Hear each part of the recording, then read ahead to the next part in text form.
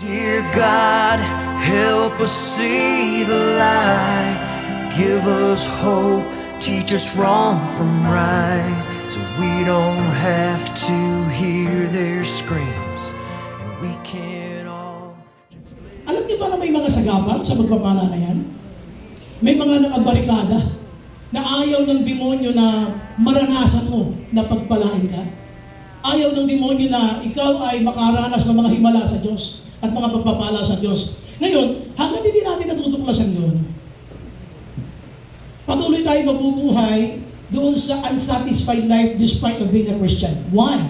Because you still have desires na bakit hindi nangyayari yung pinagpepre ko? Bakit wala pa? Anong nangyayari? Hanggang hindi mo natutuklasan yun, you will always blame others. Kumisan, maging ang Diyos ay sisisihin mo. May isang babae na bagong lipat. Paglipat niya doon sa bahay nila, nang tanaw niya sa kabila, doon sa kabila, bahay ng isang matanda, na parang dalawa lang sila mag-asawang nandoon. At tuwing hapon, nakikita niya yung misis, yung lola na actually, ay lagi nandoon sa may tabi ng bintana at nananahik. Ngayon, itong bagong lipat na mag-asawa, napapansin ng misis, yung matandang babae doon sa kabila, hindi naglilinis ng kanyang bintana, madumi. Kaya sabi niya sa misterya, alam mo, honey, yung matanda doon, siguro mahina na yun. Bakit naman? Di mo na nakita naglilinis ng bintana, yung bintana nila napakadumi. So, araw-araw lagi yung reklamo niya. At dumating yung araw na yung bahay nila, parang marumi na rin, naglinis siya ng kanyang bintana, ang kanyang bahay, lahat, pati sa labas. Natulad siya nung hapon na yun. Pagtingin sa matanda, sabi niya, honey, yung matanda naglinis na ng bintana nila. Ang marumi pala, bintana niya, hindi bintana ng matanda. The reason why I'm telling you this, maraming mga blessing na dapat ay naranasan natin, pero may mga barriers, may mga balakid. At hanggat hindi natin nakikita kung ano yung balakid na yan, na kumisan ay nagpapahina ng ating kalooban, nagpapadiscourage sa ipaglilingkod sa Panginoon, ay patuloy tayo mabubuhay na you blame others while you are experiencing discomfort in life, unsatisfied life. Kasi bilang Kristiyano, we were told na we have to keep on pushing through. We are more than conquerors. God wants us to keep on dreaming for the Lord, big dreams. Pero bakit hindi nangyayari pa na dapat sana ay nangyari na noon pa? Ang pag-usapan natin ngayong umaga ay paano natin i-break yung mga barriers na so we can experience the maximum blessings of God in our lives. So ito yung ating theme. So sabihin natin how to break, no? Breaking the barriers of God's blessings. So sabihin mo sa katabi mo, makinig ka mabuti. Sabihin mo sa katabi mo, fasten your seatbelt. Ha? Lilipad tayo kasi kailangan natin makita ito eh. Kita itong maso na yan, oh. Itong maso. You have to break the barriers. You have to identify those barriers. What were those? Ano yung mga barriers na yan na kailangan nating makita para mawasak natin? Kasi itong mga barriers na to, ang sagabal kung bakit hindi mo nararanasan ang matinding pagpapala ng Diyos. So we have to break those barriers. Breaking the barriers of God's blessings. Ang dami pang pagpapalang dapat ay nararanasan mo pa ngayon. Pero bakit hindi mo nararanasan? You don't know how to identify which barriers or barrier that needs to be broken. Alin ba dito yung dapat na mawasak? Now, pupunta tayo sa John chapter 3 at pupuntahan natin yung kwento ng Biblia, yung puso ng Biblia, na kung saan sinabi ng Bible na ang ating Panginoong Jesus ay isinilang. Ipinadala ng Diyos Ama upang lahat ng sasampalataya ay hindi na mapapana kundi magkaroon ng buhay na wala na. Now, kailangan natin maintindihan ito para maintindihan din natin bakit may mga balakid. Alam niyo ba yung mga balakid? Ang mga balakid yung mga hadlang sa mga pagpapala ay you have to hate it. Kailangan kasuklaman mo yung mga bagay na balakid na yan. Pag hindi ka nasuklam dyan at inalagaan mo yan, pwede maging dahilan yan para patuloy ka maghirap sa buhay. Sabihin mo sa katabi mo, hindi ka looban yan. Hindi ka looban ni Lord, ikaw ay maghirap sa buhay. Ano sabi ng Bible? Sa John day nakalagay, ikaw ay binigyan ni Lord na buhay na ganap at kasuya-suya. Tama? So, di ba kasiya-siya nakalagay? Pero minsan, nasusuya tayo. Parang buhay na ganap at kasuya-suya. So hindi yun nasabi ng Bible lang. Let's go to the book of John chapter 3 verses 16 to 21. So ito sabi ng Bible. Let's read it. For God so loved the world that He gave His one and only Son, that whoever believes in Him shall not perish, but have eternal life. For God did not send His Son into the world to condemn the world, but to save the world through Him. Whoever believes in Him is not condemned, but whoever does not believe stands condemned already, because they have not believed in the name of God's one and only Son. This is the verdict. Light has come into the world, but people love darkness instead of light because their deeds were evil. Everyone who does evil hates the light and will not come into the light for fear that their deeds will be exposed. But whoever lives by the truth comes into the light, so that it may be seen plainly that what they have done has been done in the sight of God. Okay, so yan po ang binasa natin. Ngayon, pagka tayo po ay dumango sa ating pag-aaral, breaking the barriers, we have to really start kasi from the moment na tinawag ka ng Lord at iniligtas ka niya. Kasi pag hindi mo naintindihan yung identity mo in Christ, you will continue to live a life that is a defeated life. So, tayo manalangin muna, hilingin natin ang pagsama ng Diyos sa ibaga sa pag-aaral natin ng kanyang salita. Father God, we are so thankful for today. Salamat Panginoon sa ibalang Espiritu na alam po namin Panginoon ay kasama namin mula pa sa umpisa kanina hanggang sa mga sandali ito. Father, we are asking you Lord that by your grace, buksan niyo po ang aming isipan sa aming mga puso, mangusap kayo Panginoon. Hayaan mo Lord, ang iyong mga salita ay lubos namin maunawaan. Let your Holy Spirit help us to be enlightened, Panginoon. Hayaan mo maunawaan namin ang iyong mga salita. Pagpalaan niyo po ang bawat sa amin na naririto ngayon. At ipaunawa niyo sa amin, Panginoon, ang tunay na buhay na nakaugnay sa iyo, Panginoon. At ang mga pangako ng mga pagpapala na nais mong ibigay sa iyong mga anak na yung iba po ay hindi pa ito nararanasan. Marami pong salamat naman. Pinupuri namin kayo. Pinasasalamatan as we welcome your Holy Spirit to move within our midst. This is our prayer, Lord, in Jesus' name.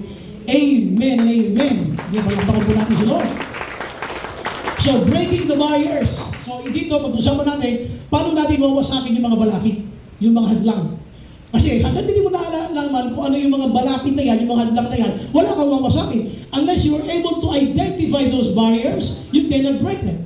You will let them continue to be with your life. Ngayon, hanggang hindi mo naintindihan kung ano yan, o kung sino yan, patuloy yan kasama mo araw-araw. At ikaw ay mahihirapan sa iyong buhay Kristiyano. Yung iba sa atin, alam niyo sa totoo lang, lumipas ang takaraan 2022, 2023, at ngayon 2024, if you will only be honest, hanggang ngayon bitter ka pa rin when you see other brothers and sisters, why the Lord is still blessing them.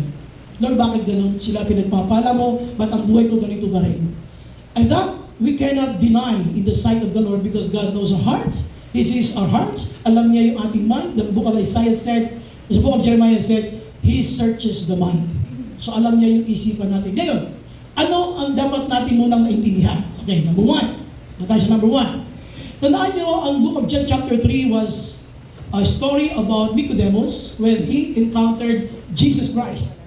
Okay, so sino ba si Nicodemus? The Bible says, si Nicodemus ay isang anak ng Diyos. Masasabi natin anak ng Diyos kasi pag tinignan niyo sa John chapter 3, para siyang isang lamang tao na parang curious lang sa mga katotohanan. Pero alam niyo ba na si Jesus ay namatay sa krus? Diba namatay si Jesus sa krus? So, siya ay ibinaba ang kanyang katawan at isa si Nicodemo sa nagbaba ng kanyang katawan. Katuwang siya. Kaya makikita mo na, si Nicodemus was a secret admirer of Jesus Christ. Ngayon, isang araw, dahil sa isang parisyo at isang leader, pumunta siya kay Jesus gabi. Bakit gabi?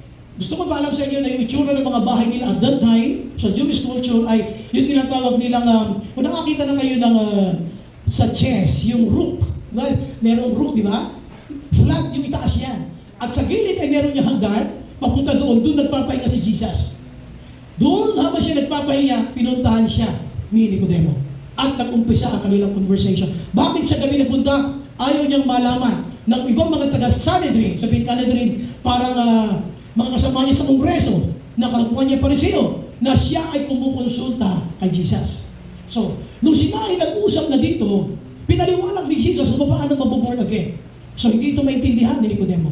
Kaya sabi niya, paano mangyayari? Kailangan ba bang bumalik ang tao sa sinapupunan ng kanyang ina, tapos ibabalik na siya ulit, ilalabas siya ulit, so hindi niya maintindihan. Ngayon, dito pagdating sa baba, sa 16 na, sinabi ni Jesus, ito po yung gusto ko maintindihan ninyo. Ito yung verse na lahat tayo ang nasiran. Nasiran na tayo nito nung tayo ay hindi pa masyadong nakakakilala sa Panginoon. Ito yung tinatawag na heart of the Bible. This verse. Ito yung puso ng Biblia na tinatawag nila. So, basahin natin ulit. This time, I want you to think. Yung silang dalawa ay nag-uusap, si Jesus at si Nicodemo. Ang sabi niya, for God the Father, he was referring to God the Father. For God so loved the world that He gave His one and only Son, that whoever believes in Him shall not perish but have eternal life. Okay. Ito, kahit nakapikit tayo i-explain kung ba talaga ng Christian. Why? Kasi alam mo yung verse. Pero yung katotohanan ng mga talata na yan, pwede hindi mo lubos na unawaan. Kaya mag-usap tayo. Unang-una, just like Nicodemus, he was a man who had been doubting Jesus. Pero naniniwala siyang totoo sinasabi niya. Pero siya ay impluensyado ng Sanhedrin. Ibig sabihin ng Sanhedrin, kapulungan, mga kasamahan niya, na hindi naniniwala kay Jesus. Pero itong si Nicodemo, secret admirer siya. Naniniwala siya, pero alanganin siya. Kaya nga siya gabi nagpunta eh. Kasi ayaw niyang malaman ng mga kasama niya, mga Pharisees, na siya ay kumukonsulta kay Jesus. Eh, dami ang galing kay Jesus. Una-una, gusto ko ipaliwanag dito sa inyo, you as a child of God, kung meron ka mang duda sa iyong pagiging anak ng Diyos, tigilan mo na. When I was a new Christian, one of those questions na nag-iisip ako, talaga bang tama ba yung grupong nasamahan ko? Sabi, tama ba yung church na to? Tama ba yung, totoo bang pagka ikaw ay tumanggap kay Jesus, yung nagsisi ka ng kasalanan mo, tinanggap mo siya, talaga mo patatawarin ka? When I committed mistakes, pag ako nagkakasala noon, nagtatanong ako, born again pa ba ako? Pag ako nagkasala noon, Christian pa ba ako? Sino rito yung nagkasala na? Wala pa, ako lang talaga. Na ako lang eh. Kayo ba nagkasala na? Okay, so tao rin kayo. Sabihin mo sa katabi mo, congratulations. Tao ka rin pala. Okay? So, hindi niyo ba minsan pinagdududaan yung buhay ninyo? Hindi niyo ba minsan pinagdududaan, naku, nakagawa na naman ako ng kasalanan. Christian pa ba ako? Sino sa inyo minsan nakapag-isip na nun? Nakagawa na naman ako ng kasalanan. Sino ba yung nagtatanong, Christian pa ba ako? Sino nakapagtanong na ng gano'n? Wala pa. Talaga ako lang ang kasalanan dito talaga. May mga kasamahan ba ako dito? So, lahat kayo nakaranas na noon. Di ba, every time you committed mistakes, lalo bago yung Christian, you are starting to doubt yourself. Christian ba ako talaga? Uy, parang titig na titig, parang hindi mo ka nagkakasala. So, lahat tayo nagkasala na. Ngayon, gusto kong sabihin sa iyo, nung tinawag ka ni Lord, nung ikaw ay niligtas ni Jesus sa krus ng Kalbaryo, alam niya kung anong klaseng buhay meron ka.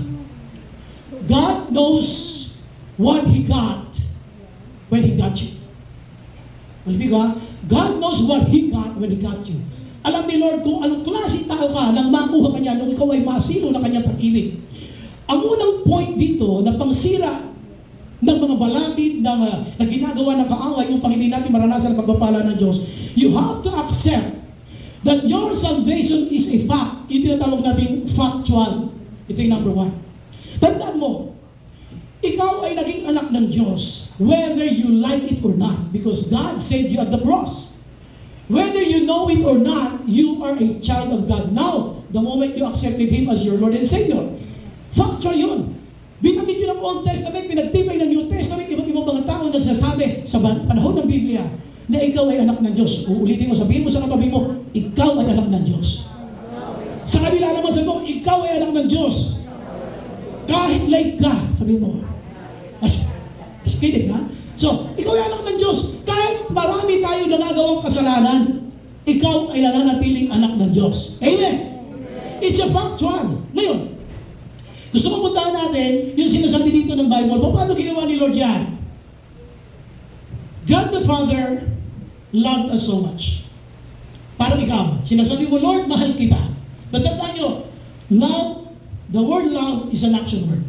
Amen. Sa mga kababaihan, bakit nila sinagot yung kanilang boyfriend? Ba't sila nagpakasal doon sa kanilang mister? Kasi pinagtibay ng pagmamahal na yan, yung patunay na sila'y mahal. Tama? Kasi kung nagdududa yung babae, hindi ka sasagutin yan. Kung nagsasabi ka lang ng puro I love you, tapos iba naman ang ginagawa mo, hindi magmamahal yun. So dito, tingnan niyo mabuti ha, ano yung fact? God so loved the world that He gave. A person who loves always has something to give. Tama? Hindi nyo naalala yun? O, yung mga binata at mga mister na dito? Di ba nung nakaraang mga Valentines, nung mga nakaraang mga taon, marami kayo naibigay na chocolate na kayo mismo hindi pa natitikman? Hoy! Di ba? Ano ba nasa ng Toblerone? Alam mo lang mukha yun, pero ikaw binigyan kita ng Toblerone? Binigyan kita ng Cloud9, ako kahit Cloud1, wala ako nakain. My point is, ang pagmamahal, o ba't natin lapin ito? Ang pagmamahal ay may patunay. Amen? Ipinakikita. Kaya sabi natin, love is an action word. It's a fact. O paano ginawa ni Lord? Tandaan nyo ito ha. Dito kasi sabi ng Bible, ito kasi John 3:16, ang umpisa niya, yung pagsasabi na ang pag-ibig ng Diyos. Pag binasa mo yan, isang verse, pero punong-puno lang laman hanggang sa kamatayan niya sa krus. Kaya sabi niya dito ng Bible, for God so loved the world. Patunay, binigay niya kanya kaisa-isang anak. Ngayon, ang sabi niya, namatay siya sa krus upang tapusin tayo. Sabi ng Bible, ngayon sino man ang maniniwala sa kanya, so sa sino man, kasama tayo lahat. Amen? Whoever believes in Him shall not perish but have eternal life. Ngayon, it's a fact. Whether sometimes you're doubting God, it's a fact that God loves you. Kumbaga kahit nagdududa ka sa Diyos, nananatili kang mahal ng Diyos. Even you stop caring about God, God will never stop caring about you. It remains. It's a fact. Yun ang isang pangsira sa gawa ng demonyo. Alam niyo ba, every time you commit sins, the devil is so excellent in accusing us. Ganyan ba ang Kristiyano? Ganyan ba ang born again? Parating-atin ka ba? Ginagabi ka ba? Ganyan ba ang Christian? Diyan tayo binabanangan. Kaya ikaw, you're starting to doubt yourself. At darating time, magsaself-pity ka na. Pagkasabi-sa, ayaw mo na mag-pray. Ayaw mo na pusa ng Bible. Ayaw mo na pakita doon sa self-group leader mo. Ayaw mo na umatin. Ayaw mo na. Wala ka ng gana sa lahat ng mga gawain ng Panginoon. Why? Because this fact, the devil is so excellent. Sabi ko napakagaling niya to make you doubtful. Gustong-gusto ng demonyo na ikaw ay magduda. Gusto ng demonyo, pagdudahan mo yung mga katibayang ginawa ng Diyos na sa panahon hindi mo pa siya kilala. That we were still sinners that time. Jesus died for you. Ang sabi ng Bible na tayo ay inibig ng Diyos sa panahon tayo yung mga makasalanan pa. Hindi mo pa kilala si Lord. You were still a sinner, even your parents, hindi mo sila nagtatagpo. Hindi ka pa nabuborn again. Wala pa siyang siya sa iyo. Baka hindi ka pa pinanganak sa mundong ito. Sinabi ng Bible nung pa na ikaw ay mahal niya at siya ay nag-alay ng kanyang buhay para sa iyo at yan ay tapos na. It's a fact. Believe it that you are a child of God. Malampakan natin ang Panginoon. You have to believe that. Ulitin mo, sabihin mo sa katabi mo, you are a child of God. Isa pa, ikaw ay anak ng Diyos. Huwag mong pagdududahan niya, kapatid. That is the problem with Christians. When we struggle, when we commit mistakes, sometimes we believe the devil's lies.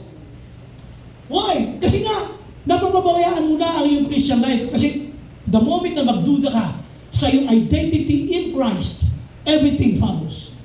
Lahat siya susunod. Mawawalan ka na ng gana.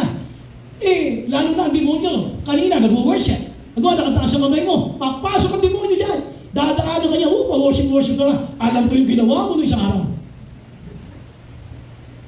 Alam ko, sabi ng nanay mo, 1 cup of rice lang, kinuha mo pati tutong. My point is this, no? It's a fact. Now, tandaan nyo ito, ha? Si Lord, nagpakita ng pagmamahal, at pagkatapos pinakita sa gawa, at ang resulta niyan, tinubos siya tayo sa krus. Ngayon, doon sa krus na yan, sino man ang maniniwala sa kanyang pagtubos sa atin, hindi na mapapahamak, magkakaroon na ng buhay na walang hanggan. Isang verse ka tinatawag ito na heart of the Bible. Hanggang lahat ng isang verse lang, binanggit niya yung kapanganakan, yung pagbibigay kay Jesus, hanggang doon sa krus, nasasampalataya ka, hindi ka na mapapahamak. Now, punta natin next slide. Sabi ng Bible, verse 11, John chapter 3 pa rin tayo, ha? Ito hindi natin ito binasa, pero gusto mong patunayan sa iyo ang ginawa ni Jesus. Sabi ng Bible, He came to that which was His own, Kumbaga, naparito siya sa kanya. Kumbaga, kanya ang Israel. Kanya ang mga tao niya. Pero hindi siya tinanggap ng mga tao niya. He came to that which was his own, but his own did not receive him. Pero yung kanyang bayang Israel, hindi siya tinanggap. Kaya nga siya nireject, kaya nga siya pinako sa krus, hindi siya pinilala. Yet, listen, verse 12, yet to all, hoy, makinig kayo mabuti rito ha, yet to all who did receive him, to those who believed in his name. Ano yung in his name dito? Yung kanyang ginawa sa krus. Sabi ng Bible, sila na nagsisampalataya at tumanggap sa kanya ay binigyan ng karapatang maging anak ng Diyos. Ngayon, ulitin ko ha, ano ang binigay sa sino masasampalataya sa kanya? Karapatan. Kaya huwag kang magmalaki. Karapatan lang sa iyo. Hindi ikaw yung tunay na anak. Ang tunay na anak ay si Jesus. Dahil sumampalataya ka sa kanya, binigyan ka ng right to come to become a child of God. Tumisan sa bahay, hindi ko lalahatin ha, tumisan, nakakalimutan ng mga ampon ang kanilang place sa loob ng tahanan. Sometimes they act as if they were the legitimate ones. So sabi ito ng Bible, yet to all who did receive him, binigyan ng karapatan. Tandaan nyo, sa isang banda kapag parang naaabuso mo yung biyaya ng Diyos, anak ako ng Diyos, pero huwag mo abusin. Dahil ikaw ay binigyan lamang ng karapatan. Rights lang sa iyo. Pero si Jesus, siya talaga yung soul, son. Sabi ng Bible sa 13, ikaw ay naging anak ng Diyos, hindi sa kinusto ng tao, to please, tandaan itong verse na to, ha? Paano ka na born again? Paano ka naging anak ng Diyos? Please remember this, verse 13. Naging anak ako ng Diyos, children born not of natural descent, nor of human decision, or a husband's will, but born of God. Ipinanganak ka ng Diyos sa pamamagitan ng kanyang banal na Espiritu. Now, tanong nyo kayo, nung kayo ay tumanggap kay Jesus bilang Panginoon sa rin kapagligtas, paano nyo nalaman na ikaw ay born again na? Paano mo nalaman na born again ka na? Ay, born again ako, tinanong mo na si Jesus. Okay, you claim it by faith, then, anong proof? Anong katibayan? Sinabi rin ng Bible, sinabi rin ni Jesus, na ang katibayan niya ay katulad ng isang hangin. Umiihip ang hangin kung saan ito ibig. Sabi ng Bible, pero hindi mo alam kung saan nagagaling ito. Ang pagiging born again, alam nyo, sa seminary where I took up my master, meron kaming aklat ganyan. Mula dito ha, ganyan kataas. Ang title ng book, What is Born Again? Ganyan kataas. Kapal, ang title ng book, What is Born Again? Because being born again is really hard to explain. Hindi mo siya kayong paliwanag ng napakadali. But one thing you will know, may binanggit si Jesus kay Nicodemo, yung cause and effect theory. Ano yung cause and effect? Nararamdaman mo yung hangin, pero hindi mo alam kung saan galing. Ganon din ang pinanganak sa Espiritu. Ang pinanganak sa Espiritu ay sa Espiritu. Ang pinanganak sa laman ay sa laman. Ibig sabihin, ang pinanganak sa Espiritu, napapansin mo na hindi mo alam, hindi mo naman plinano ang pagbabago, pero napansin mo, hindi ka na nagmumura ngayon. Dati kung magmura ka 10 pesos, ngayon dala-dalawa na lang. Hanggang sa nawala. Dati, kung mag-madyong ka, magdawag. Ngayon hanggang alas 12 na lang. Di ba? Dati, laki 9 na, ngayon laki 8 na lang. Nababawasan. What is my point? You will feel and see and observe the changes in you. Nakikita mo na nagbabago ka, bumabalik ka dati. Dati napakasumit mo, ngayon masayain ka na. Dati, samin ka, makasarili ka. Ngayon pag may project at church ka, saan ka tumutulong? Palakpakan natin si Lord. Why? It's a sign that you are a child of God. Isa ka ng anak ng Diyos. Ngayon, sabi dito, kung paano ka na born again, yun ay gawa ng Espiritu. Hindi mo kaya ipaliwanag yun. You can only describe, but you cannot explain. Ang natatandaan ko, nagsising ako ng kasalanan ko, tinanggap ko siya sa buhay ko, at pagkatapos nun, napansin ko yung mga pagbabago sa akin. Ganun ang lahat nangyari sa atin. Nakita mo yung anak mo na dati na napakahirap, utusan, hanggang ngayon, ganun pa rin. Noon, pag inuutusan mo, teka lang, ngayon binago na, wait lang. In-English lang. At pwede ba, you can see the changes. Yung dating simba tayo na, kasi kayo lang magulang ang born again. Tamad siya. Pero ngayon, yung anak na nagigising sa magulang. Palapakan natin siya. You will see the difference in you. Makikita mo yun. Ngayon, ito sabi ng Bible. Bilang patunay ha, it's a fact, sabi na factual yan ha. The Word became flesh. At ang salita ay nagkatawang tao. Sino may nagkatawang tao? Di ba si Jesus? And the Word became flesh and made His dwelling among us. At siya'y nanirahan kasama natin. Sabi ng Bible, we have seen His glory, the glory of the one and only Son who became flesh. Sino ba yan? Si Jesus Christ. Tapos sabi nito ng Bible, who came from the Father, full of grace and truth. Kaya ako ito gustong linawin. Pag hindi mo tinanggap na it's a fact, I'm a child of God, you will continue to believe the devil's lies. And the devil's lies are barriers for you not to be blessed because you are doubting the Word of God. Kumikilos ang Diyos, pinagdududahan mo pa rin. May kakayanan ng Diyos, ayaw mo paniwalaan. Those are barriers. Kaya you have to accept it by faith, I'm a child of God. Kailangan ipamuhay mo yan. Alam nyo, meron isang evangelist sa Sri Lanka. Ito si evangelist Colton Wickramaratne. Si Brother Colton Wickramaratne, pinadala siya ng Lord sa Canada. Pero siya ay taga Sri Lanka. Sa Canada, nagpunta siya, sabi ng Lord sa kanya, nagpe-pray siya, pumunta ka sa isang lugar na pwede kang mag-fishing. Fishing. Manuwe. Sabi niya, sige po Lord. Pagdating niya doon, may nakita siya. Isang lalaki na yung kanyang damit, ay yung sa kanyang suot ay nakakompleto siya ng kanyang swimming suit.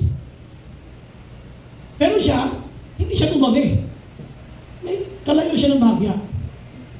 Kaya lang ang kanyang napansin, habang siya ay nabibingwit na, maraming kumakagat doon sa kanyang pahain. Hindi niya alam, pinagbawas na siya ng lalaki na yun, na habang siya ay namibingwit. Ang sabi sa kanya, bakit? Kanina pa ako dito, wala akong nabibingwit. Samantala ikaw, kararating mo lang, may laman na ilalagyan mo. Ano yung sikreto mo? Yun. Sabi ni Lord, sabi niya kay Lord, Lord, nasasunto rito. Tell him, you're a child of God. Sabi niya, ang sikreto ko, dahil ako'y anak ng Diyos. Sabi niya, what do you mean child of God? Sabi niya, I'm a child of God, my God is the one who created the sea. He owns the fish. Pinaliwanag niya ngayon kung gaano ka makapangyarihan ng kanyang Diyos. Sabi niya, I don't believe in God. Sabi ng lalaki ito. Hindi ako naniniwala sa Diyos. Alam niyo, sabi niya, so you want a proof? Yes, sabi niya. Pagka nagpakita sa akin ng patunay, sabi niya, maniniwala ako sa sinasabi mo, ikaw ay anak ng Diyos at ang Diyos ay totoo. Sabi niya, o sige, yung bingwit mo, ilagay mo ulit sa tubig. Bumayilang ka ng 10. Naku, tindi ng challenge. Pagdating sa kasabuhay, ang may naman niya isda. Ako, sa ito na. Sabi daw niya, ito, kwento ni brother ko, tanong Wickramaratne. Lord, sabi niya, huwag mo akong bibigol dito, baka katahin ako rito. So, lalo siya na nagbibilang na siya. 1. Ang tagal ng 2. Kasi gusto niya matagalan eh. Mahirap na baka wala mahuli. 2. Okay, di hanggang sa mapunta ng 3 hanggang 10. Noong ikasampu, lumitaw ang malaking isda. Paglabas ng malaking isda, tuwa-tuwa siya. Pero alam niyo, lumuhod sa kanya yung lalaki. Who are you? Sabi niya, I'm a child of God. Ako ay anak ng Diyos. Ang aking ama ang may-ari na karagatan na ito at ng mga isda na yan. Alam niyo, nag-usap sila sa isang coffee shop. Siya pala ay isang anak ng mayor. Anak siya ng mayor at matagal na siyang hindi naniniwala sa Diyos. He was a backslider. Sa dami ng kanyang mga pinagdaan ng mga pagsubok sa buhay, ayaw niya maniwala sa Diyos. Nang pinaliwanag niya, evangelist Colton Wickramaratne, sabi niya, kaya ako nandito, I was praying for a place where we can have our church. Tinulungan siya ng anak ng mayor at dahil doon nagkaroon ng malaking church sa Canada. Palakpakan natin. You have to start with your identity. You are a child of God. Stop doubting. Kalimutan mo yung mga pang-dinibak sa'yo ng demonyo. Pagkali kasi nahihirapan, ibabalik ng demonyo, akala ko na Christian ka. Ba't wala kang pera ngayon? Akala ko na Christian ka. Bakit ganyan kalagay mo? Laging magkakala ng demonyo. Gusto niya, ma-depress ka, ma-discourage ka. Always remember this. Naging anak ka ng Diyos because you were born of God. Hindi sa kagustuhan ng sino man tao o kaya husband's will. Ito ay kalooban ng Diyos na ikaw ay makakilala sa Kanya. Palakpakan natin. It's a factual. Ngayon, punta tayo sa pangalawa. Next slide tayo. So habang nag-uusap sila, gagamitin natin ulit itong verse na ito. Ano sabi dito ng Bible? For God so loved the world. Inibig ng Diyos Ama ang kanyang mga anak, kaya binigyan niya ang kaisa-isa niyang anak na si Jesus. At ang sino mang sasampalataya sa Kanya, ito na, nakareig na siya, shall not perish, but have eternal life. Now, punta tayo sa Old Testament. Sa Old Testament, pagdating doon sa tinatawag na creation account, yung Genesis account, na ang dami nilikha ng Diyos just by saying it. So, sabi niya, let there be light, and there was light. Tama? Magkaroon na liwanag at nagkaroon na. So, lahat yun binabanggit niya. Pero nung nilikha niya yung tao, hindi niya sabi na, let there be a man. Yung kanyang malinis na kamay ay kanyang dinumihan para makagawa ng tao na katulad mo. So, sabihin sa kanila mo, ang gwapo na magkakagawa sa'yo. Tapos balikan mo siya. Gawa pa ni Lord yan.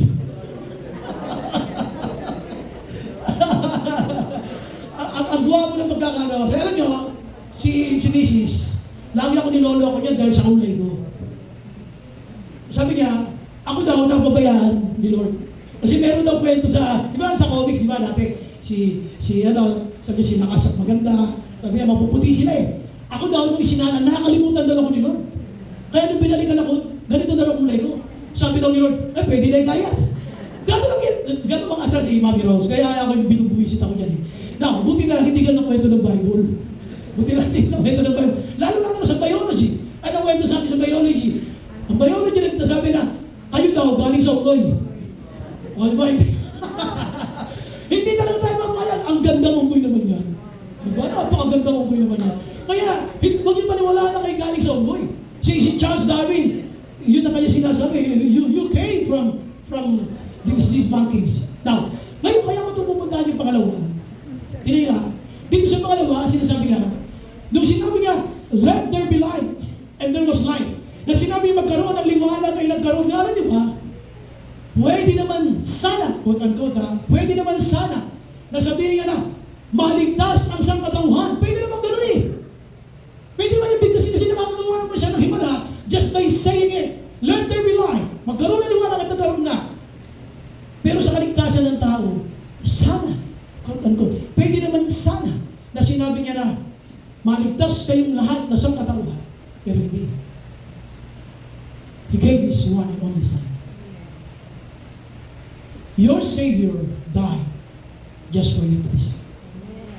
Jesus Christ died just for you to be saved. Palapakan natin. So ano sinasabi natin dito? Yung kaligtasan mo, grabe ang hirap na pinagdaanan dyan ni Lord. Hindi na niya sinabi na you will be saved. Kundi siya mismo bumaba sa lupa, sanggol pa lamang ay pinagpaplanuhan na siyang patayin nila Haring Herodes. Hanggang na siya lumaki, gumawa ng mga himala, pinagplanuhan maging kamatayan niya hanggang sa panahon ni Pilato. Ano ba sabi natin dito?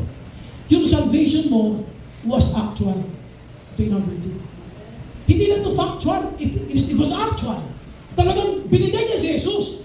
There was a Jesus Christ who was born in a manger, suffered at the cross, just for you to be saved. Kailangan tanggapin mo yun at mahalin at pakaingatan. Na ako ay hindi lang sinabi nun na maliligtas. Pinatunayan niya yan. Ang aking tagapagligtas ay namatay upang ako lamang ay matubos sa aking mga kasalanan. Pag hindi mo naintindihan din yun, babaliwala mo yung Christian life. Hindi mo ibabahagi ang mabuting balita sa ibang tao. You will never share the gospel to other people because you don't know how much Jesus suffered just for you to be saved. Dito talagang naranasan niya. Alam natin ang lahat ng hirap. In-explain niya ang kay Nicodemo. How are you? How do you perceive salvation? Ang salvation lang ba yung pag nagsisi ka ng kasalanan mo at pagkatapos tinanggap mo si Jesus, ligtas ka na? Ganun lang ba ang perception mo sa kaligtasan? You have to remember the sufferings of Jesus. You have to remember the resurrection of Jesus. Na makikita mo doon na lahat ng kapangyarihan ng kamatayan ay hindi siya dinaigupo, hindi siya dinaig. Siya ay tumayo on the third day. At sabi rin ko ng Bible, He suffered, but at the same time, He resurrected. Kaya nga kung isipin mo, ano ba ang kalalagayan mo ngayon sa buhay? There was a suffering Christ. Pero nung siya ay mag-resurrect, there was victory in Christ. Kaya ang buhay ng Kristiyano, kung may mga panahon na parang nasa suffering ka, nasa panahon na parang natatabunan ng mga problema, during sa burial ni Jesus, tandaan niyo, hindi ka mananatili dyan. There will be a moment of resurrection. Palakpakan natin ang remember it. Remember it very well. Yun po ay pangwasak sa gawa ng kaaway. Totoo si Jesus. Sabi mo sa katabi mo, totoo si Jesus. Ulitin mo sa kabila naman, totoo si Jesus. Totoo siya. Actual yan. At tandaan niyo ha. Basahin ito ha. For God so loved the world that He gave His one and only Son, that whoever believes in Him, sino yung Him? That whoever believes in Him, sino yung Him? Si Jesus Christ. Siya ang nagligtas sa iyo, hindi yung itim na Nazareno. Sino pala pa kasi? Alam mo ito yung masakit. We have to explain this. Nakakalungkot lang talaga. Wala kang magagawa kung hindi nila narinig ang mabuting balita. Pero kailangan mong explain to sa mga mahal nating mga kapatid. Kaya nga po itong year, sabi nga natin, prepare for conquest.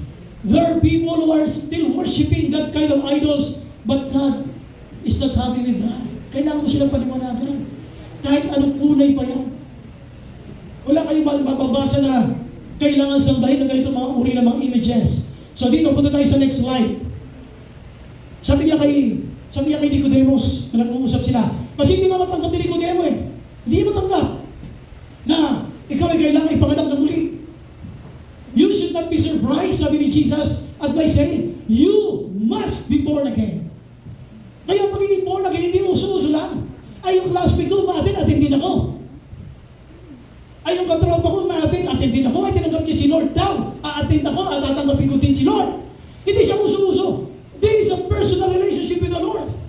Hindi ito gawa-gawa lang ng sinuman. Tandaan niyo ha, pag sinabing must, there's no other thing that you can do. Yan lang, you must be born again. It was mandatory. If you want to enter heaven, you must be born again. Sabi ng Bible ito, you should not be surprised. Huwag kang masurpresa ni Nicodemo. Sino ba ito nasusurpresa na to? Si Nicodemo. How can this be? Hanggang ngayon, hindi ito maintindihan ng mga taong marunong. Why? They use their logic. They use their analysis. Paano mangyayari yan na ipapanganak na muli ang tao, babalik ba sa sasya ng kanyang ina? Nang sinapupuno ng kanyang ina, saka siya ulit lalabas? On the second time, kaya he must be born again? Hindi ito maintindihan. Kaya ang Bible nagsasabi na God chose what the world considered as fools, yung mga magma, upang hiyain ang mga marunong. Dito sabi ng Bible, sabi ni Jesus, para siyang pinagtyawan tuloy ni Lord. Ito si Nicodemo. Who's Nicodemo? He was Israel's teacher. He knows the scripture. Alam nila yung law. You are Israel's teacher, sabi ni Lord. And do you not understand these things? Hanggang ngayon, maraming mga tao hindi naiintindihan bakit kailangan silang maborn again. They use their analysis, paano yan? Sabi ni Nicodemus, how can this be? Paano? Sabi ng Bible, tandaan nyo you must be born again. It's a must. Sabi mo sa katabi mo, it's a must. It's a must. So yan ay hindi lamang basta gusto ko lang kasi yung kaibigan ko nato, yung girlfriend ko nato, yung boyfriend ko nato, it's a must. So, paano mo ngayon dito mawasakin yung mga hadlang ng mga pagpapala ng Diyos? Alam di ba, the moment na pagdudahan mo yung identity mo in Christ, marami kang pagpapalang galing sa Diyos na hindi mo mararanasan dahil pagpupunuin ka ng mga pagdududa sa mga pangako ng Diyos. Hindi ka sold out kay Jesus, much more with His promises. Hindi ka rin maniniwala. Kaya mga pagpapalang dapat naranasan na natin, kung minsan you have to ask yourself, do I really believe in God? Talaga bang naniniwala ba ako kay Jesus? Aktual, namatay siya para sa iyo. Pero pwede kang sabihin na let mankind be saved. Kasi sinasabi niya naman nangyayari. Pero dito, He died para sa atin. Now, punta natin pa ito. Let's go to the next again. So, magamitin natin ulit itong verse na ito, verse 17 na. Kanina, verse 16 ginamit natin. Kaya punta tayo sa 17. Dito sa 17, please memorize ito Ito yung very objective ng 16. Ang alam natin 16. Pero yung 17, hindi natin alam. Please memorize it. Anong reason bakit kailangan mo ito i-memorize? Para malaman ng kausap mo, ikaw mismo, mahal mo sa buhay, na nagparito si Jesus, actual, in the human form, hindi para tayo parusahan. ba tayo iligtas sa pamagitan niya? Ngayon ito. For God did not send His Son. Ayan. Diba? Ipinadala kanyang anak. Bakit siya pinadala? Ipinadala siya, hindi para ikaw ay parusaan, ano? For God did not send His own Son into the world to condemn the world. Hindi para parusaan sa libutan, but to save the world. Amen? But to save the world. Ngayon, period na ba? Hindi. Meron siyang guide. Makinig kayo mabuti ha, bakit may guide? Meron siyang guide through Him. Yung salvation ng mundo na naging dahilan kaya pinadala ng Ama kanyang anak ay nagkaroon ng kaganapan dahil kay Jesus. Bakit si Jesus ang kailangan tumubos sa amin? Lahat na nanggaling sa lahi ni Adan at ni Eva ay makasalanan. Walang sino mang tao na pwedeng tumubos dahil siya rin ay may kasalanan. Si Jesus lamang ang pinanganak na walang kasalanan. Palapakan natin ang Panginoon. Ngayon, ito yung gusto mong sabihin sa iyo na pinaka-guide natin. Tandaan nyo ito, hindi ito period ha. Hindi ito period. For God did not send His Son into the world to condemn the world, but to save the world. Hindi siya period. Nilinaw niya, bakit nagkaroon ng kaligtasan ng sanlibutan? Bakit nagkaroon? Sa pamamagitan niya. Sa pamamagitan ni Jesus. Through Him. Sa pamamagitan niya. Now, ano yung pangatlo? Ito yung tinatawag kong manual. Pag sinabing manual, hindi ito opposite na automatic manual. Hindi ganoon. Pag sinabi kong manual, ito yung teaching ng Bible. Yung salvation through Him. Yan ang manual, yan ang guide. Meron kasi nagsasabi na sila daw ay naligtas sa mamagitan ng kulay pink na Nazareno. Wala. Walang ganun. Ang salvation is only through Jesus. Ano yun? O kaya violet na Nazareno. Wala ka BDS. Sabi ng Bible, for God did not send His Son into the world to condemn the world, but to save the world. Yung salvation ng mundo, through Him. Sabihin nyo ha, through Him. Turo mo sa lakas, through Him. Isa pa, through Him. Amen. Palapakan natin sa Lord. Sa pamamagitan niya. Ngayon, tanong, Pastor, ano kinalaman niya doon sa mga barriers? Barrier yan! Kasi marami sa atin tinatanggap na tayo mahirap na. Huwag mong tanggapin permanente ka dyan. Your condition today is just a temporary situation. Hindi yan pang eternal life. Ang plano ng Lord, sabi ng Book of John chapter 10, bigyan ka ng buhay, maganap at kasiya-siya. Nasisiya ka naman sa buhay mo, hindi pa. So hindi pa yan ang talagang buhay na pangako ng Diyos sa iyo. Dahil may nakalaan siyang magandang pangako at sabi niya, I give you a bright future. At sabi niya rito, buhay na ganap at kasiya-siya. Tingnan niyo mabuti ha. Tingnan niyo mabuti. Pagdating mo sa second slide, paliniwanag natin ito tuloy. Next slide tayo. 18 na tayo ha, 18. Sabi ng Bible, whoever believes in Him is not condemned. But whoever does not believe, stand condemned already because they have not believed in the name of God's one and only Son. Atras tayo para makita natin yung relevance. Ito 17.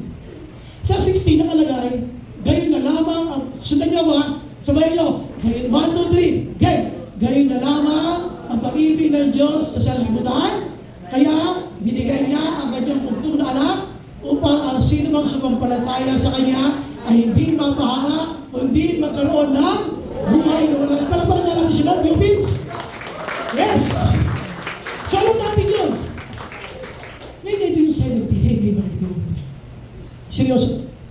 70. Hindi mo ba kilala ang magulang mo? Hindi mo bumabukas ang mata mo sa mundo nito. Si Jesus namatay na para sa iyo. Pero hindi para kaparusahan. Wow. Yan o. Doon pa man, hindi ka pa nagiging tao. Maganda na ang plano ng Diyos sa'yo. Hindi para ikaw parusahan. Not to condemn the world. Ano ang kanyang plano? But to save the world through Him. Kumbaga, naging tao ha, sa panahon na hindi mo pa kilala ang Diyos, meron na siya magandang plano para sa magandang buhay para sa iyo.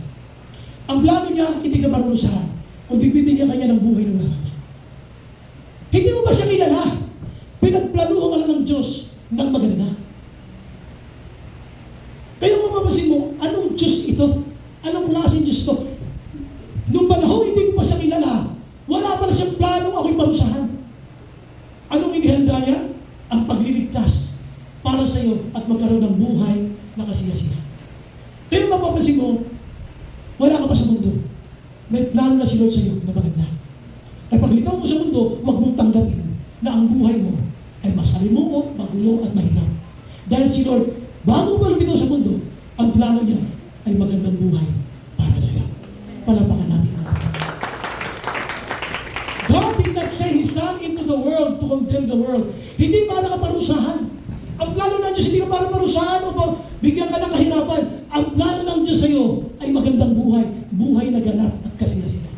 Kaya kung isipin mabuti, sa ngayon ha, ano yung manual, ito yung magiging guide mo. Grabe si Lord, hindi mo pa siya kilala. Ang ganda na ng plano sa akin. Even book of Romans is confirming it. When we were still sinners, Jesus died for us. Bakit? Para magkaroon ka ng kaligtasan. Ang ganda ng pangako ng Diyos para sa iyo, hindi mo pa siya kilala. Ganito, anong klaseng Diyos to? Napakabuti niya. Oops, nililinaw niya lang. Ang kaligtasan, ang magandang buhay na binibigay niya sa iyo, isa lang ang turo, through Him. Yan ang guide. Kaya pag hindi ka dumaan sa Kanya, hindi ka dumaan kay Jesus, through Him, hindi mo mararanasan ang mga pagpapalang ipinangako ng Diyos para sa iyo. Hindi mo mararanasan. Only through Him. Now, punta tayo sa next slide. Bakit hindi natin nararanasan? Okay, ito question ha. Bakit hindi natin nararanasan? Because of this verse. Nagpunta si Jesus, siya yung liwanag ng salimutan, siya yung ilaw ng salimutan. Alam niyo ba bakit ang Book of John, sa opening verses pa lang yan sa chapter 1, he discussed about life. He discussed about light. Kasi sa culture ng mga Hudyo, napakahalaga sa kanila ang liwanag. Kaya isinimbolo ni Jesus, ni John, yung paglitaw ni Jesus bilang liwanag sa salimutan. Doon makaka-relate ang mga Hudyo. Ngayon, ano ba ang purpose ng light? To expose everything. Pero may mga tao, ito yung verdict. Naliliwanag natin mamaya.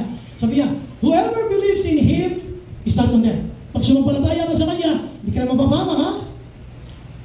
But whoever does not believe, yung hindi maniniwala, hinatulan na. It stands condemned already. Because they have not believed in the name of God's one and only Son.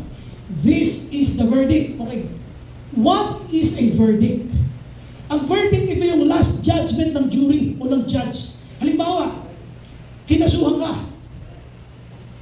Kumbaga, ito na yung magbibigay ka ng hatol sa korte. Ikaw, Juan de la Cruz, ay napatunayan na hukumang itong nagnakaw ng isang pinggang tutong. At ikaw ay nagnakaw ng isang plangganang relyenong dilis. Relyenong dilis ba? At ikaw ngayon ay hinahatulan ng hukumang ito ng habang buhay na pagkakakulong. Ang tawag doon sa last judgment, verdict. Ngayon, babalik yung naghatol, yung judge. Kasi may tagabasa nun eh. Yung judge ngayon, babalik uli yun doon sa kanyang pwesto. Susunod naman, hearing uli. Hindi siya guilty. Why? Because yung light na sinasabi, padalahin sa Bible ha, in-expose na kayo eh. Kailangan nyo sumampalataya kay Jesus. Ngayon si Jesus, nagpunta na rito, ayaw sumampalataya. Inibig pa rin natin ang kadiliman. Yun na yung verdict, you know? This is the verdict. Light has come into the world. Dapat tayo nakarinig ng salita niyo, saliwalagan na tayo. Oops, magbabago na ako. Pero may mga pinipilit pa rin mabuhay sa kadiliman. Kahit narinig na lang ang salita ng Diyos. Light has come into the world, but people love darkness instead of light because their deeds were evil. Kaya gusto nila sabihin. Okay, mga galit sa akin ha, tingnan yung mga magsyota sa kanto, nasa dilim. Okay, mga galit, maghahalikan pa rin sa gitna ng EDSA. Hindi lang ako yan. Para-paraan yan. Pupunta yun sa gilid, sa likod ng poste, sa gilid ng pader. Why? They don't want to expose what they're doing. Eh pag nailawan sila ng truck, eh ditita sila. Alam niyo sabi ng Bible, ito yung hatol. Makinig kayo ha? Wala na tayong magagawa. Kasi nagpunta na si Jesus eh. In-expose na lahat ng gawa natin. Tatanggapin mo ba yung kaliwanagang hatid ni Jesus para sa iyong buhay? Tandaan niyo ito ha. Light has come into the world. Ano sabi ni Jesus? I am the light of the world. Ako yung liwanag na sa limutan. Kaya ang salita ng Diyos masakit. Pag narinig mo ang salita ng Diyos masakit, bakit? It exposes to what you're doing. I-expose ka niya. Kaya ang sakit na salita ng Diyos, ang salita ng Diyos is a light unto my path. Liwanag sa aking daan. Kaya sabi ko ng Bible, bakit tayo pinipili ang darkness instead of light? Dahil ang ating mga gawa ay masama. Tanongin mo katabi mo, masama ba gawa? Hinaan mo lang, maray-maray mo katabi. Ayun, masama ba gawa? Because of their deeds were evil. Ngayon, bilang isang Christian, bilang isang anak ng Diyos, hindi mo iibigin ang kasamaan. Hindi. Kasi alam mo yung turo ni Jesus, yung kanyang manual, yung kanyang guide, na tayo ay naliwanagan na at hindi ka dapat mabuhay sa kadiliman. Now, bakit natin pinipili ang mabuhay sa kadiliman? Sapagkat ayaw natin makita ang ating mga. Alam niyo ba, makinig mabuti ha? Hey, mga nasa likod. Nakita niyo itong babae ito? She's a symbol of Christians doing bad things in the dark. Simbolo ito na maraming Kristiyano gumagawa ng pangit sa kadiliman. Whether you are a guy or a girl, maraming Kristiyano ganyan. Gumagawa ng mga bagay na evil. Kaya pag nakarinig ka ng salita ng Diyos, sa preaching, sa online, sa Facebook, you feel hurt because it exposes you from what you do. Sana tayo lahat, mga anak ng Diyos, sana tanggapin mo na ang Biblia, ang salita ng Diyos, talagang mag-guide sa atin. Magtuturo talaga sa atin. Sabi ko, kahit naman dito sa church, what we only want are just encouraging. Gusto na natin encouragement. Tandaan nyo, salita ng Diyos, nagkukurek. Ang salita ng Diyos, nag-rebuke. That's why you have to understand. Itong pangatlo. Pag alam mo na sa buhay na ito, ang manual mo, ang salita ng Diyos, ito ang guide ko. Hindi ko maliligaw. Maraming sasabihin ang paligid na you can disregard them because they will just barriers to unlock the blessings of God's kingdom. Pag hindi mo tinanggap na ikaw ay anak ng Diyos, na kahit may mga pangit na nangyayari sa iyo, ikaw ay nananatili anak ng Diyos. Although God demands repentance, God is asking us to repent sa ating mga pagkakamali. God is willing to forgive. Hindi ka nagkakamali. Ang Diyos hindi nagkakamali sa pagkatawad sa atin. Pagbasta niyo yung mga anak.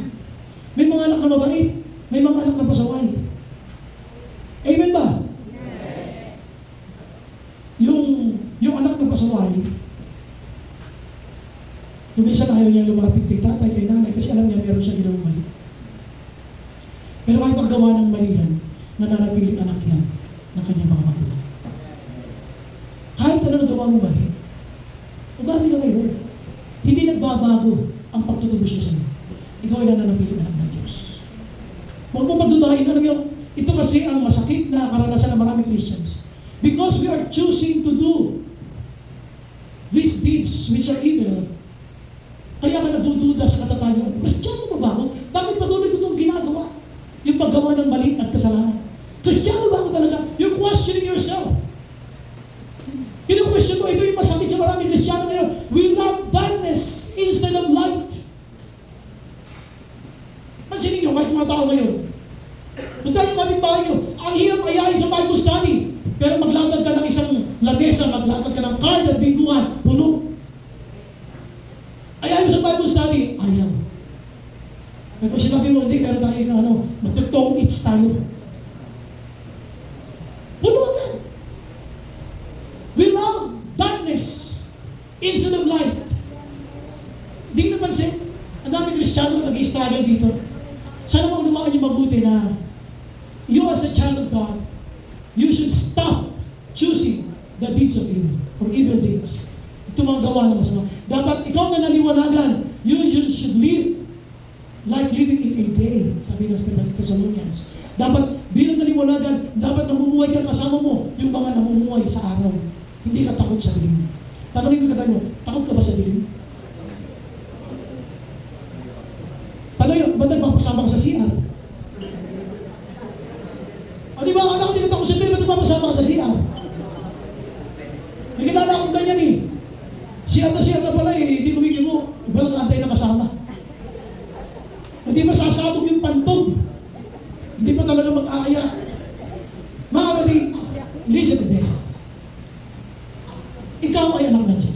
Tanda mo ito, anak ka ng Diyos, it's a fact. Sinabi ng Bible yan. Ngayon, sa kabutihan ng Panginoon sa atin, He gave Himself para sa atin. Talaga namatay siya para sa atin. Ang dami niya sabi, hiniis niya yun kasi mahal na tayo. Kaya huwag mong pagtutundaan ang pagmamahal ng Diyos. Kahit na gaano kahirap ang pinagdadaanan mo, tanggapin mo, piliin mo, at aminin mo na ako'y mahal ng Diyos. Sabi mo sa katabi mo, mahal ako ni Lord. Isa pa, sabi mo, mahal ka din ni Lord. Palakpakan natin ang ating Panginoon. Mahal naman tayo ni Lord. Huwag mo nakutulong na dyan. Kasi He even gave Himself. Grabe. Tingis ng Diyos Ama na makitang napaparusahan niyang kanyang anak para sa iyo. Na pwede naman sana, sabi niya, maligtas sa sanlibutan. Okay, pagkat ko sabi ko yung man. Atras nga tayo. Isang slide atras. Ito po huwag yung kalilimutan na. Yung salvation mo, yung victories mo, your dreams, your plans, everything will be accomplished through Him. Yan ang manual. Yan ang teaching ng Bible. Through Him. Sa mamamagitan lamang yan. Pagka sinabi mo, naligtas ako, gumaling ako, tapos hindi through Him, malaking problema yun.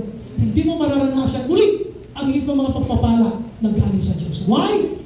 Iba ang iyong pinapupurihan, iba ang iyong pinasasalamatan, at iba ang iyong pinahalaga. Dapat malinaw, through Him. Isa pa nga, sabihin natin, through Him! Isa pa, through Him! Isa pa, through Him! Palakpakan natin si Lord. Now, muna tayo sa conclusion ng mensahe. Tandaan ninyo, yung mga sagabal na tinatanggap natin ay mga sagabal lamang yun na inilalagay natin sa ating isipan. Sometimes we doubt the promises of God, but most of the time, those doubts were created in our minds. So, punta natin ating conclusion. The only barriers that exist are the ones we placed in our minds. Hindi ko ha? The only barriers that exist are the ones we placed in our minds. So, itong mga nagsisilbing mga balakid, ay ito lamang yung mga bagay na inilagay natin sa ating isipan. Never ever doubt the Word of God. Never ever doubt the love of God. Never ever doubt what God can do for you. Tayo natin tumayo. Dear God, lately I've been witnessing a lot of things I can't believe I'm seeing. This world is slowly falling apart, and it's starting to take a toll on my heart. Dear God, where did all this hate come from? Still can't